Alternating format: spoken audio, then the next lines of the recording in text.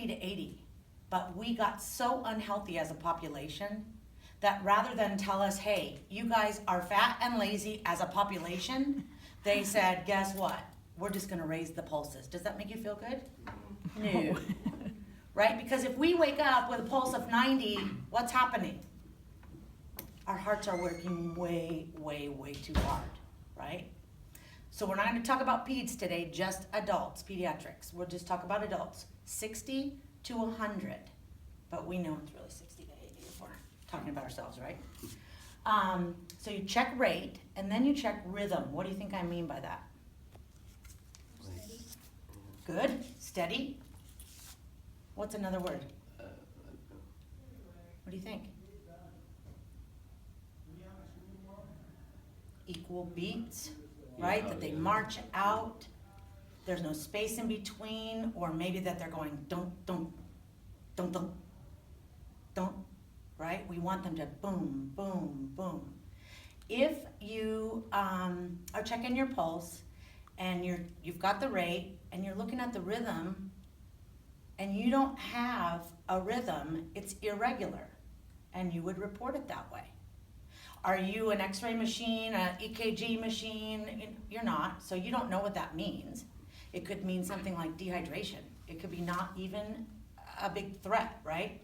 But it also could mean that there's something really wrong. So you want to report the rhythm. And you also want to say the quality. So what do you think I mean by quality?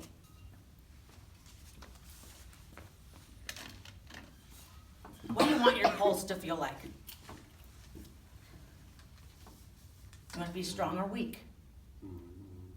Strong. Strong, right? So we go rate, rhythm, and quality. If we want our pulses to be between 60 and 100, right? We want them to march out and be equal in rhythm, right? And we want the quality to be strong. If it is, we report the pulse. The radial pulse is strong and regular, right? And then we say what it is. And it's assumed that at this level, you've counted for 30 seconds and multiplied by 2.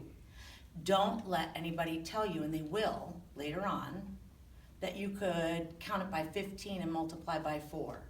Because if you get in that habit, you will forget to do it on tests like this in your future, and that's a big, giant demise. So remember 30, right, by 2.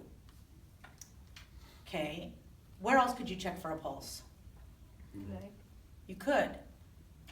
So what's that called? Carotid artery. Carotid. Does that ring a bell to you guys? Carotid artery? Yeah? Okay. You only check a carotid artery when you're wanting to see if somebody is dead or alive.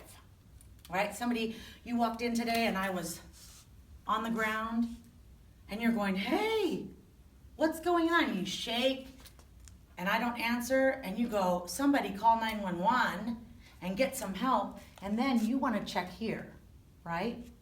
Because by checking here, if I'm dead, these pulses are all gone.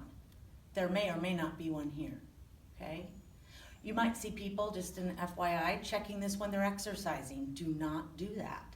When you're exercising, you want your heart rate to stay up, and you have baroreceptors in here that when you touch this, it will automatically slow it down. You want it to stay up, right? So you always check your radial. But you also have a brachial pulse, and it matters in the medical field. So your brachial pulse is here, okay? It's between your shoulder and mid-axillary, or your inner elbow. And it's between your bicep and your tricep. So if you made a muscle and felt in between, again, a large surface area, you will find it. Okay,